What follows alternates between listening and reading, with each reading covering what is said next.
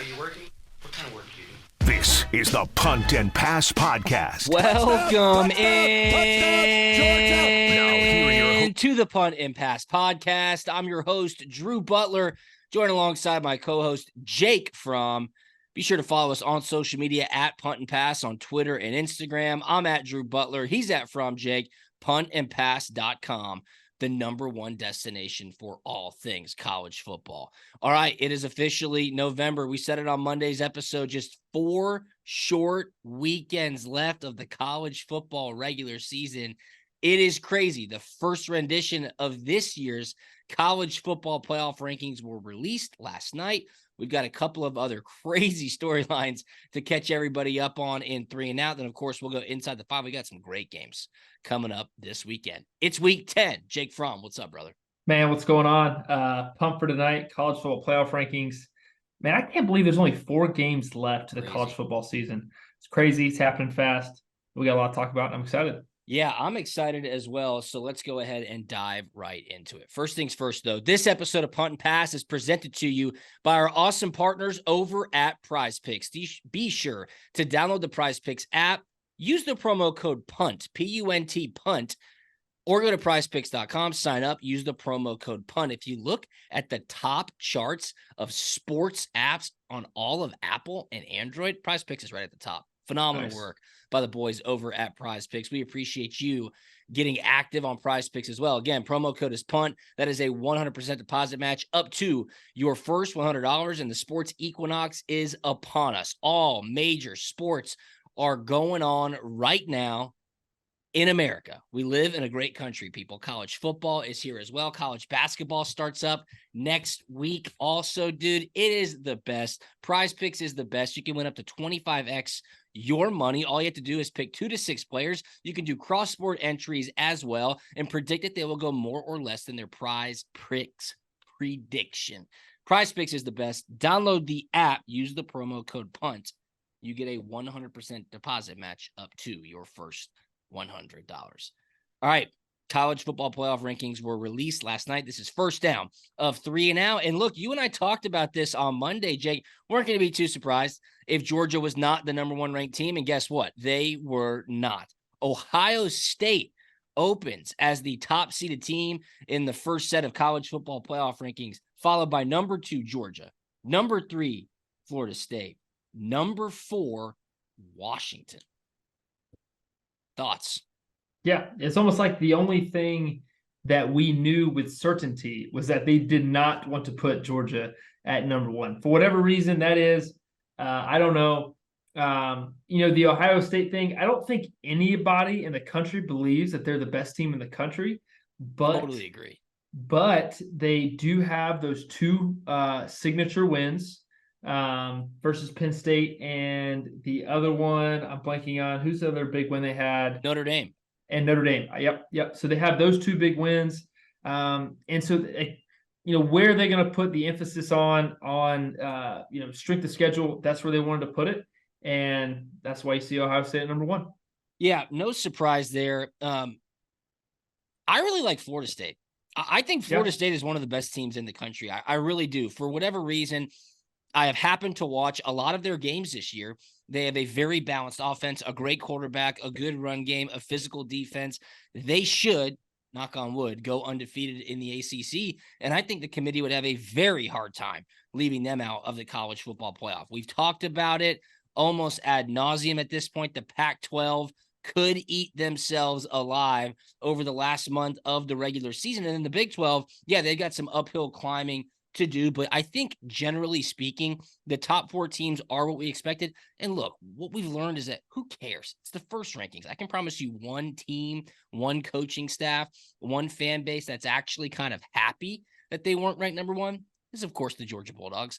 They're welcoming in 12th ranked Mizzou between the hedges this weekend. So that's a 3:30 kick. However, as soon as the rankings were released last night, everybody took to Twitter and said, wow, this would be a great year to jump straight into a 12-team playoff. Remember, this is the final year you're getting just 4 teams in the college football playoff. Next year, you go to a 12-team playoff, and the national championship game is in Atlanta, Georgia. Take a look at this, Jake. Number 7, Texas will be playing number 10, Ole Miss to get Georgia. Number 6, Oregon will be playing number 11, Penn State to go play Florida State. Number 5, Michigan would play number 12, Tulane to then play Washington. And then number 8, Alabama would play number 9, Oklahoma to go play Ohio State. So it's interesting. It's a fun talking point, but you look at it and you think to yourself, hey, next year could be a lot of fun. Yeah, I totally agree. This is that really first year for me where I felt where more is actually more. In terms of games and giving more opportunities for teams to make their mark and gain their stride late in the year and give themselves a chance to play for a national championship that may have found themselves outside of that Final Four. Look, like myself, make it my first year, and we were the 5th ranked team, the first team out the next 2 years. I know. And everybody on our team obviously felt sick, man, because we felt like we were a national championship contending roster, and we had all the pieces and all the parts. And we just fell just a little bit short, but we just wish we had that opportunity. I know I always do this to you. It's not intentional, but when you guys were ranked number 1, was it the first college football rankings that came out? Georgia was ranked number 1, and then you went to Auburn. Is that how it happened, or had you been number 1 for a couple of weeks? And then, of course, the Auburn game at Jordan-Hare where things didn't go well, but you avenged that loss in the SEC championship. The reason I'm asking that is because I want to know, what was the psyche like? Did you feel the pressure? Did you feel that weight on your shoulders when you were announced as the number 1 ranked team in the college football playoffs at the onset? Yeah, I think we played Auburn week 10 that year, because I remember Auburn played a lower tier school and then turned around and played Alabama. Like, that's Auburn had the best 3-week stretch of any college football team ever, because they beat us and they beat Alabama. Yeah. To find themselves in the SEC championship game. So I believe when we were ranked number 1, I remember playing South Carolina at home, because that was your first game. Yeah, that was a big deal when Brooke Whitmire announced it at Sanford Stadium. We were ranked number 1. Duluth, Georgia's own Brooke Whitmire. Shout out Duluth, Georgia. And that was like the first time I think that we had been ranked number 1 at all that season. Was that, I mean, I guess my question is, did you feel it? Did you know it? Were you excited? Or was it what it is now? Kind of like, whatever. We got a couple more weeks to go play before this really matters. No, I think we felt it. We were excited. A lot of guys on that team coming off that previous year where they went 8-5. There wasn't a whole lot of I want to say success, because that's not necessarily true, but the expectation of being the most dominant team every single time you go out and play. That's when we felt it, man. And there was a lot of juice. There was a lot of juice on the team when we were ranked number 1, and guys were feeling it. But it's not. You put a big target and a big bullseye on your back when you got that number 1 ranking behind your name. No question about it. Look at you, dude. SEC champ, Rose Bowl champ, done it all, seen it all, been ranked number 1, played in the college football playoff. That's why you're here on the Punt and Pass podcast. I'm just a washed up podcaster who gets to consider people like Jake Fromm my friend. So thank you, friend. No problem at all. Too sweet, DB. Too sweet. Yeah. Stuart Mandel says this. I thought this was pretty interesting. No one's going to be happier for the 12-team playoff more than James Franklin. Were it in place right now, Penn State would be the last at-large team in. They also would have made a 12-team playoff in 2016, 2017, 2018, 2019, and 2022. So James Franklin still trying to climb uphill. We'll see what happens. Big Ten, still a lot of action to go in the Big Ten. That moves us to second down.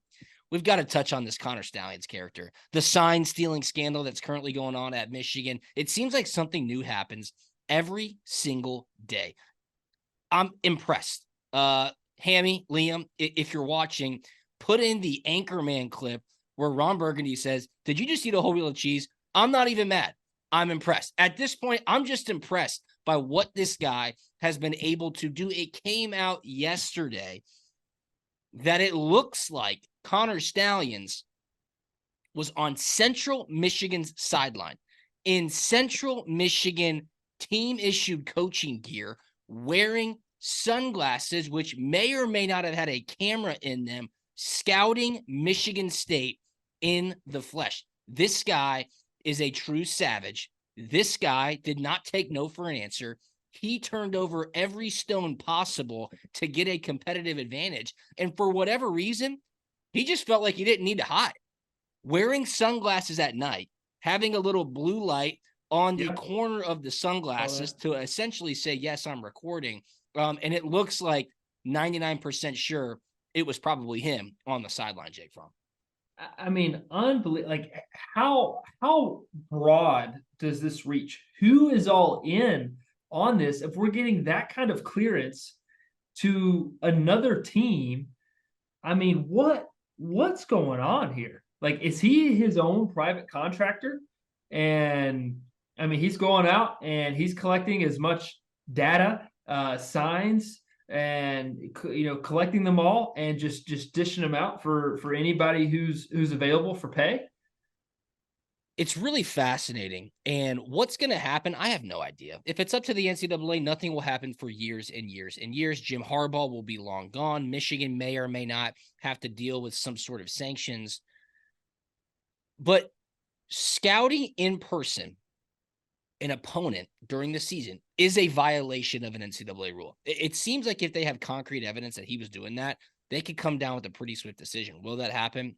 I have zero faith in the NCAA. But this guy didn't cover up his tracks, has a paper trail, essentially was going all over the country, had a syndicate, buying tickets, sidelines, doing everything possible to, I guess the question is, cheat. Do you think this is cheating? Well, it is a rule violation if that in fact was him on the Central Michigan sideline. Head coach of Central Michigan, Jim McElwain, had to address it in his press conference. He's like, I don't know. We didn't have his name. Did he use an alias? We don't know. Bizarre to me. Totally bizarre, Jake. Do you think this is cheating? Like, would you go so far to be like, Michigan are cheaters. Connor Stalions is a cheater. This is a violation of the rule. They should have to pay some consequences. Yeah, I'm going to be pretty simple and clear on this. If there is a rule in place and that rule was violated, then very, very simply, they cheated.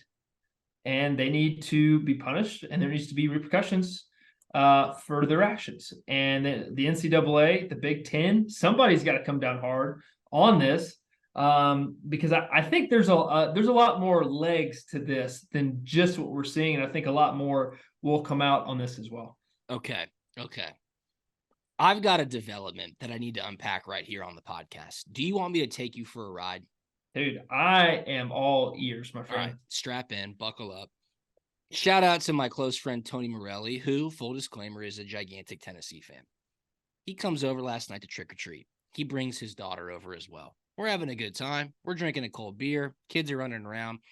He's like, dude, have you heard about Connor Stalions possibly feeding information to South Carolina last year? I was like, what? I mean, literally. I'm like, come on, Tony, don't be ridiculous. I mean, I've known Tony forever. I can call him out.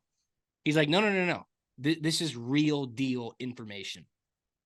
Why would Connor Stalions, the Michigan sign stealer, feed information to South Carolina? That doesn't make any sense. He goes, hold on a second. What team knocked off two teams at the end of last season who were in the hunt for the college football playoff? That, of course, would be South Carolina. They whooped up on Tennessee. Tennessee had a direct line to the college football playoff. Then they beat Clemson.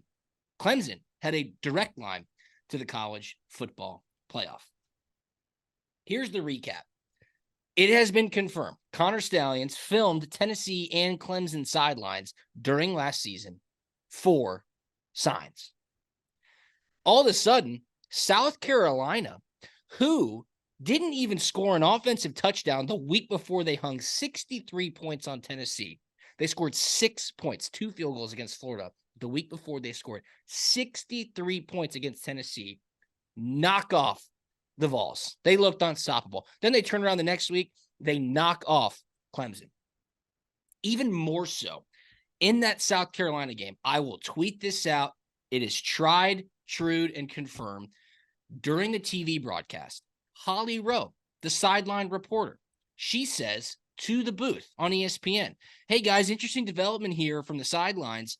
Every single player on South Carolina's defense is wearing a wristband. This is the first time that's happened all season. If you notice, before the offensive plays are called, they look over to their sideline, South Carolina, to get the defensive play call. Just wanted to send that up. Thought it was interesting. So all of a sudden, in week 12, South Carolina's defense goes to wristbands, every single player on the defense, and they're looking over to the sideline to get the call based on, I'm assuming, whatever Tennessee's offense was bringing onto the field with their signs. Shane Beamer was fined $25,000 for accepting a leaked game plan back in the 2010s. Reports also say that Michigan may have leaked information to another team to help their playoff chances last year. That team probably, it looks like, was South Carolina. South Carolina's defensive coordinator last year was Harbaugh's DB coach back in 2009. And again, the wristband situation. Go look at it on Twitter. I will retweet it at Drew Butler. Extremely odd. The timing of that is extremely odd. And you might be thinking, well, that's crazy. Why would they feed that information to South Carolina? Because South Carolina, assumingly, took that information, implemented it, and did exactly what Michigan had hoped for. They got Tennessee out of the playoff picture. Then they got Clemson out of the playoff picture, even better. And then going into conference championship weekend, Michigan, look, they were like 25-point favorites against Iowa. They blew them out. And then Ohio State was sitting there going, hey, pretty sweet. We didn't even have to play in our conference championship game. And we got in to the college football playoff. So did Connor Stalions go so far to essentially extend an olive branch to Shane Beamer and the South Carolina football team and say, use this information, help you, help us? How did that help South Carolina? Shane Beamer got an extension on his contract. Spencer Rattler all of a sudden is preseason all SEC this year. And South Carolina this season, dude, they're 2-6. They hoodwinked, bamboozled all of us. Yeah. That tracks. I know we're on a roller coaster ride. I appreciate you listening to this. Shout out Tony Morelli for the great information, and Vol Twitter. I mean, Tennessee Twitter, who everybody knows, those folks are insane. I think they've got something here. That is wild. Of course, how do you corroborate it? I don't know, Jake, but what do you think about that theory? Dude, this is an unbelievable development. And I'm buying what you're selling. I mean, the question we have to ask here, I mean, do you believe in coincidences? And there's just a lot of things stacking up that maybe say that there's something to this. You know, a lot of times, you know, where there's smoke, there's fire. And I explain the wristbands to me. Explain the wristbands to me. Week 12, we're all of a sudden going to wristbands. I mean, give me a break. That's new. I like, to me, I don't understand the rhyme or reason to randomly do that. That's very new. If there's something you did a little bit maybe in training camp, you did a little bit at the beginning of the season for some reason, but that late in the season, that is odd. Very odd. 10 points against Mizzou. Then they scored 6 points against Florida. Then they go for 63 against Tennessee. That doesn't track. That does not add up, Jake Fromm. They knew something was going on. Allegedly. Dude, this Connor Stalions guy, man, I need to see the manifesto. I need to see the manifesto. I mean, the guy wrote a 600-page manifesto on how he was going to take over Michigan football. And you know what? Shout out to Dave Portnoy, president of Barstool Sports. Did you see what he said? No. Dave Portnoy, a Michigan man, admittedly. Yeah. He said, dude, Connor Stalions, you have a standing job offer to come work for me at Barstool Sports. Military guy, committed to his country, creative problem solver, hard worker. He just went down the list and said, if anything happens to you, Connor, come on over to Barstool Sports. You can work for me. So I don't know. Look, if you're picking up what I'm putting down, let me know. I think that's got some legs, though. No, I think so about it. All right, let's move on to third down.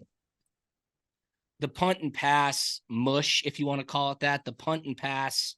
I forget what I've dubbed it in the past, but as soon as we finish recording a podcast, big news breaks. I mean, it's a guarantee. Always. Monday, we finish recording. I jump on Twitter right after, and Dabo Sweeney's losing his mind on a caller on his weekly call-in show. So, Jake, some caller, his name was Tyler, calls into the Dabo show, and I guess credit to Dabo for letting this guy talk for so long. Credit to the producer as well for not just dumping him as soon as he started rambling. But the caller gets 2 minutes to essentially just shit on Dabo, crush the Clemson football program. And at the end, he says, essentially, I don't know why we're paying you $11.4 million. We're 4-4, all this stuff. And Dabo goes, what's your name again, Tyler? All right, cut him off. And he goes on a 5-minute tirade defending himself, defending the Clemson football program, going over all the stats, how many games they've won, how many national championships they've won, how many guys have graduated. Conference championships have they won is unbelievable. All of it. And he says, legitimately, the only two teams that Clemson can be compared to over the last 8 years are Alabama and Georgia. Like, what more do you want? Are we having a down year? He's like, yes, of course we're having a down year. Do I take full responsibility for that? Dabo's going, yeah, I do. But he was digging in on this dude. Do not talk about how much money I make. That has nothing to do with this. We're trying to do it. I don't know. I found it fascinating. Do you think he has legs to stand on to essentially, read the receipts and go, get off my ass? We're having a bad year, but give me a break based on all we've accomplished in the last 10 years. I like Dabo sticking up for himself, his program, his guys. I mean, dude, the success that they've had over the past decade is unbelievable. I mean, they've had a 10-win season for the past 10 years. And obviously this season is not up to par, up to standard. And every team is going to go through their spell, the highs and the lows. Hey, Georgia fans, newsflash, at some point it's going to come. Yeah. For the beloved Georgia Bulldogs. It is what it is. That's just part of the ever changing roller coaster of college football. So, man, I like it. Come out with a little bit of fire. A lot of times you just, there's, a lot of people knocking on coaches and players. And sometimes I think it's good to, quote unquote, clap back in a professional manner. Yeah, he definitely did. And I think that probably could give the Clemson football team an edge with the coach sticking up for all those guys, kind of laid it all on the line. Because they certainly heard that. I mean, this thing went mega viral. I found it really interesting as well, where Dabo said on the call, he's like, look, I work for the board of trustees, I work for the university president, and I work for the athletic director. If they don't want me to be Clemson's football coach, they can let me know and I'll go elsewhere. That's what he said on the call. I mean, he was just laying it all out on the line. I was like, dang. So that ruffled feathers for sure. But I like Dabo saying, I have not failed at anything. Are we having a bad season? Yes. Admittedly, that's my fault. We're working to fix it. We'll continue moving forward. But you know what? It was good to see Dabo with a little edge. Is he feeling the heat? Also, yes. Where would Clemson go? Like, Nowhere. You could say whatever you want about Dabo. And I think the frustration from the fans is they feel like the game is passing them by, the reluctance in the transfer portal, not embracing NIL the way they want to, whatever. Yep. They feel like the game is passing them by. It ain't all sunshine and rainbows. You guys have had an unbelievable run for the past 8-10 years. See if you guys can get it back next season. So I told you 3 and out was going to be hot and heavy today. Are you feeling good? Did I get you fired up? Yeah, that's good stuff, man. I'll tell you what else will get you fired up when we hit the DB3 piece this weekend. It's coming back. Yeah, it's going to hit this weekend. It's November. I'm going to go extremely hot to finish out the regular season. The DB3 piece will be posted at Punt and Pass on Twitter and Instagram on Friday, at Drew Butler as well. Download the Prize Picks app. Use the promo code PUNT, P-U-N-T, PUNT. You get a 100% deposit match up to your first $100. Awesome games coming up this weekend. I'm going to be active on Prize Picks. Pick 2 to 6 players. Predict that they'll go more or less their Prize Picks prediction. And, of course, you can win 25x your money. DB3 piece comes out Friday. Check social media. I'm feeding you a winner. We're going to have a profitable weekend for sure. I also do want to let you know about a sick competition that Prize Picks is putting on right now. It's the Prize Picks Championship. And all you have to do is go to Prize Picks on Twitter. They're at Prize Picks. Pick your team before Sunday, November 5th at 1 p.m. Pick your squad. If you choose the correct champion of the Prize Picks Championship. It's really cool. They've got some like very high top tier influencers doing this. I didn't make the cut as a top tier influencer, but if you choose the correct champion, you can score a free entry to win $2,000. Pretty sweet. Download the Prize Picks app. Use the promo code PUNT. All right, let's dive into these games. You ready? Like Talk to me. Let's start 3:30. SEC on CBS. Number 12, Mizzou. I'm using the new college football playoff rankings. There we go. Not number 12. I think they're number 13. I forget. Excuse me. They're number 12. Number 12, I see Missouri. 12. Heading to Athens to take on the second-ranked Georgia Bulldogs. Georgia is a huge 15.5-point favorite. The total is 54.5. Brady Cook, Luther Burden, Mizzou currently at 7-1, Jake, from their one loss was to LSU at home. What are your thoughts? The Dogs look like they're catching stride. And that one loss was a tight one too. 15.5, man. I like where this Georgia football team is at right now. Like you said, they're gaining their stride. They got a little healthy during the bye week. Ladd McConkey, he's getting back. Carson's playing at his highest level so far. He really is. The offensive line did a great job of running the football effectively during the Florida game. I like where they're at, man. And this is going to be a big test. How for real is this Missouri football team? I don't think we know, but I know there's a lot of bad blood from this game, especially last year. Missouri feels like they let Georgia off the hook last year. They had them on the ropes, and they let the Georgia team go. But then Georgia too, man, they got a sour taste in their mouth after they left Missouri last year, knowing that they did not play their brand of football. So I think they're going to come out hot, fast, strong, with their tails on fire, and ready to show the world that this team's for real. We deserve to be the number one in the country. Yeah. And this Missouri team that played us last year, they can't hang with us this year. Yeah, it ain't like Missouri's going to be sneaking up on Georgia. No way, no how. And the same thing happened a year ago when Georgia was ranked third in the first set of college football playoff rankings and welcomed number 1 Tennessee between the hedges at 3:30. And we all know what happened in that game. There is a certain motivation factor. Georgia's going to want to prove it. There's no doubt about it. It's a home game. Georgia has shown so far this season, Jake, they elevate their play against the best competition that they go against. They've also shown over the past couple of years that Sanford Stadium is a true home field advantage. Let's just go down the positions real quick. Quarterback, I'll take Carson back over Brady Cook. I think Carson's proven himself statistically as well. Be just fine. I like Carson in this spot at home. Running backs, look, I like Georgia. Dejan Edwards has proven it as well. Wide receivers, Ladd's there, but Missouri's got Luther Burden. That dude's an absolute freak. They can spread it around.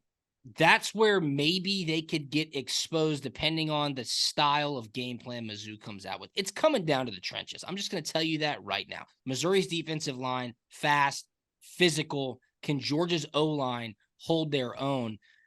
What are your thoughts on what they come out with at the beginning of the game? Are they going to try to run the ball, or are they going to air this thing out and say, let's just get after it and put some points on the board? Yeah, I think they're going to get after it. I think they're going to air it out. I think they're going to try to take some shots early. Get Sanford Stadium rocking a little bit, get out to a lead and make Missouri one-dimensional on offense, and let the home field advantage kind of play into their advantage. Yeah. Look, Luther Burden's a freak. 905 yards on 61 catches and 6 touchdowns so far this season. But Georgia's got some dogs in the defensive backfield. Like, man him up, get physical with him, give him some help over the top, and make them beat you in other ways. This is that number, though, 15.5, where Georgia has really shown the capability of just laying it on people. Kentucky, Florida. I think Georgia is a great, great matchup against Mizzou. I really like the dogs in this spot. I think they're going to flex their muscles. I think it's a big win for Georgia. I really do. I don't see how Missouri is going to be able to keep up with them. Yeah, I do too. I just have this confidence about this game. I don't know what it is, but I like it. 15.5 points to me. I'm not sweating it for some reason. I like it. All right, cool. You and I both on the same side there. Some great action in the Big 12 this weekend. Number 23, Kansas State at number 7, Texas. Texas is a 4-point favorite. The total here is 49.5. Kansas State, the Big 12, the top 4 or 5 teams all have one conference loss. They're all about to play each other over the last month of the season. Going to get interesting for sure. Malik Murphy, this is his second start ever against a K-State team who's playing with a lot of momentum right now. Watch out, Texas. I think K-State can win this game. I think they can too. Speaking of K-State, looking at Missouri's schedule from this year, man, K-State 61-yarder. Played at Missouri, and they lost by 3. So K-State's a good football team, man. Missouri's a good football team. Watch out, Texas. You just never know kind of what the feel's going to be a lot of times with a backup quarterback playing. There's just a lot of new things going on. How confident does he feel with the game plan going? How many reps has he gotten? There's just a lot of questions up in the air, and it's going to be a tough one for Texas. I totally agree. And Brady Cook, quarterback from Mizzou, very talented, but he's not as athletic as some of the other quarterbacks who have exposed Georgia's defense earlier on this season. I think that bodes very well for Georgia. Keep him in the pocket, get after him, get a pass rush going, make him get rid of that ball early. I like Georgia. I like Georgia big. Sorry, we're on the K-State Texas game now, though. I think Kansas State's going to win this game. I like K-State. I think it's too big of a spot for Malik Murphy as well. I do have some statistics that I want to read you right now. Fascinating statistics. Dude, I love it. I love it when you pull up the stat book, to be honest with you. It's all thanks to Phil Steele. So shout out Phil Steele. Texas has won 6 straight in this series. They've covered the last 3. Kansas State hasn't won in Austin since 2011. They are 2-3 against the spread at Darrell K. Royal Stadium. How about Steve Sarkisian saying this week? I mean, already with the college football playoff jockeying, he says Texas by far has the best win so far in college football this season, beating Alabama by 10 points on the road. I don't know. It's weird. I mean, I don't agree. know. Honestly, I like the Washington and Oregon game. To me, that's the best win. I think that's a great win for sure. UW over Oregon. So that's the way I feel, Coach. No doubt. Great transition there as well. Let's go to our third game. It is 5th-ranked Washington at 20th-ranked Southern Cal. Washington is a 3-point favorite. The total here, 76.5 points. USC has allowed at least 41 points in 4 of their last 5 games. It's a lot of points to give it up. Hey, Coach, will you go play defense? Somebody's got to go play defense for them. Crazy. Just stand in front of them. A little bit of bend and don't break. It's going to be a lot of points scored in this game. It's going to be a shootout. It's going to be fun to watch these 2 quarterbacks go, to be honest. I know the total's high, but I think this is going to be over it, man. Yeah. I really do. Got to go over when you see a number like that for sure. Yeah. And I saw something too where Caleb Williams said that they feel like this USC team is still in the hunt to make the college football playoffs. So I think there's some, looks like there's some grittiness in that locker room a little bit. So I mean, they're not just going to come out and lay an egg, and they're fighting for a chance and for a hope to make this thing. Absolutely. Great quarterback matchup here. Caleb Williams against Michael Penix Jr. Yeah. That will be a fun one to keep tabs on. That's a 7:30 p.m. ABC game, so that's your late night action. The other game at night is in the SEC. 14th ranked LSU at number 8, Alabama. Alabama, a 3-point favorite. The total, 60.5 points. Big one here, Jake Fromm. Big one in Tuscaloosa. It's where game day is as well. Alabama's a favorite, huh? Yep. Honestly, I'm kind of surprised at that. Really? Yeah. I even at home, I mean, Alabama hasn't necessarily played great at home this year. They lost to Texas. Borderline should have lost to Tennessee. Tennessee laid an egg in the second half. Dude, I like LSU in this one, to be honest with you. I just think they have more answers. I think they got some dogs on the defensive line, and it's all going to come down to, can they protect their quarterback, and what kind of plan is Alabama on offense going to have? Because they're gonna have to score points to keep up with Jaden Daniels and LSU. Yeah, if it gets into a shootout, I totally agree. Like, Alabama's defense has to slow down Jaden Daniels. It's the only way that they have a chance of really keeping this game close. Because if it gets into a shootout, good luck with Jalen Milroe trying to keep pace with Jaden Daniels. LSU won in Tuscaloosa in 2011 and 2019. They had lost 7 straight in the series from 2012 to 2018. But revenge games for Alabama. Revenge games for Alabama just seem to mean a little bit more. You saw it a couple weeks ago when they took down Tennessee. I like Alabama. I like Alabama. I'd lay the 3 points too. I think their defense is going to step up. I think they're going to be able to slow down Jaden Daniels. Saban in a revenge game? How do you pick against that? It's a great point, Coach. I don't think Alabama is it this year, Coach. All right. I don't. But this is not me. But this is kind of going against what I said earlier in the season when they lost to Texas, that they're just going to find a way to scrap these wins out, and they're doing it. They're figuring out a way, finding a way to win. I wouldn't be surprised if they win this game. Find themselves now you're waffling. I'm not waffling, but I can see the possibilities in my head, right? You know, you're running the possibility, running the numbers. I kind of want LSU to win, but my heart's telling me LSU. Right. That's what we're gonna go with. But Alabama's gonna find their way back in the SEC championship game somehow. All right, I like that. I'll take Alabama. All right, let's finish things out. Another SEC West action. Texas A&M at number 10, Ole Miss. Ole Miss is a 3-point favorite. The total here is 53.5. Look, Ole Miss is a tough spot for them. Look ahead game. They're going to Athens next week. I don't know. Like I've been saying it week after week. Lane Kiffin always loses a game he's not supposed to. Jimbo Fisher could win this game, kind of silence the doubters and the haters, get a top 10 victory on the road. This is a tough spot. I like Texas A&M, and that's bad for Georgia because I feel like then Ole Miss would be ultra motivated coming into Athens next weekend.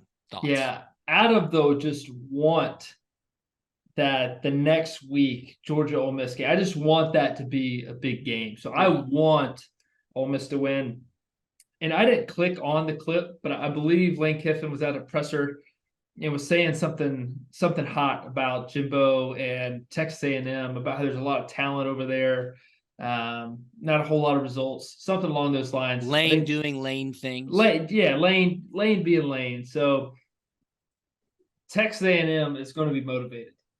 So what you're saying, you know, the Ole Miss just finds a way, or Lane just finds a way to lose a game he's not supposed to lose. I would not be surprised, but out of the want in my heart for the Ole Miss Georgia game to be a big show enough showdown. Yep. I want that to be a big game. Yeah, I want Ole Miss to win. This game is at noon in Oxford. So am I right in saying this? Noon games, when you're at home, sometimes it just kind of lulls you into the game. When you're on the road, you're a bit more focused. When your back's against the wall like Texas A&M, you're getting that drilled into your head. You got to start fast. I feel like away teams can sometimes jump on these home teams at noon. Yeah. It's 11 a.m. local time as well. 100%, man. Sometimes, I mean, these are college kids. You get a noon game at home, you start thinking about what you're doing after the game. Hell yeah, of course. You gotta stay focused, Coach. Gotta stay focused on the task at hand. You really do. An interesting tidbit as well about that game next week. I told you my prediction on when that game time would be, but I believe Seth Emerson from The Athletic alluded to the fact that CBS can only pick Georgia one more time after this weekend for the regular season. So would they save that for Georgia at Tennessee with that big rematch, assuming that Tennessee takes care of business against Missouri next weekend? Yeah. I don't know, but CBS is going to get caught in a tough spot here. I think this game might be a night game. They're going to announce it on Sunday. I think Georgia Ole Miss could be a night game in Athens, 7 p.m. kick on ESPN. That could be a big one for sure. Yeah, that'd be sweet. That'd be awesome. I know a lot of Georgia fans will be pumped about that one. I think so too. So I might be getting that wrong. I read that Seth had reported CBS can only pick Georgia one more time due to some contract obligations, but that would make sense. And then it sets up the 3:30 showdown Georgia in Knoxville. Last thing about that Georgia game, I know we're kind of bouncing all over the place, and I'll let you go. Missouri is coming off a bye week, so kind of run your radar up on that one. Georgia's won 9 straight games against Missouri. They are just 2-5 against the spread, though, since 2016. And get this, when Georgia is favored from 10 to 21.5 points, 10 to 21.5 points under Kirby Smart, they're 19-7 against the spread. Pretty good. Pretty good. It's pretty good, Coach. I'll take those odds. Yeah, I'll take those odds too. We're going to have an awesome weekend of college football. It's a great weekend. Tons of good games. Be locked in on the couch, watching ball, college football playoff implications, a crisp fall breeze in the air. It's going to be fun. No doubt about it. Who do the Commanders play this weekend? We go up to New England, play the Patriots. Put me on the spot. Had to think about it for a second. Yeah, who are we game planning all day? Yeah. You've been thinking about the podcast. You're locked in. I appreciate that. I'm locked in on college football, Coach. Man, when I get here, I got to be where my feet are. Yes, you are, and we appreciate you. Be sure to download the Prize Picks app. This episode of Punt and Pass presented to you by Prize Picks. I just told you about the Prize Picks Championship. Check it out at Prize Picks on Twitter and Instagram. Pick your team. You can win an entry that could get you $2,000. That's sick. If you use the promo code PUNT, you get a 100% deposit match up to $100. So that means deposit $100. Prize Picks will give you $100. And then you go to my Instagram and Twitter at Drew Butler or ours at Punt and Pass, and you find the DB 3-piece in which your weekend will become even more profitable. You pick 2 to 6 players. You can do cross-board entries. You predict that they'll go more or less their Prize Picks projection, and you can win 25x your money. I love Prize Picks. So should you. Tell a family member, tell a friend, tell a stranger. Download the Prize Picks app. Use the promo code PUNT. Follow us on social media at Punt and Pass, at Drew Butler, at From Jake, puntandpass.com. It's November. Do you have anything on the way out, Jake? No, man, I'm pumped. You're Fun pumped. weekend. I can tell you're pumped. I'm excited, and I'm ready to watch some college football. I love it. I love it. Awesome. This is a great episode. I hope everybody enjoyed it as much as we did. Have a great weekend, everybody, and we will talk to you on Monday. See ya. We out.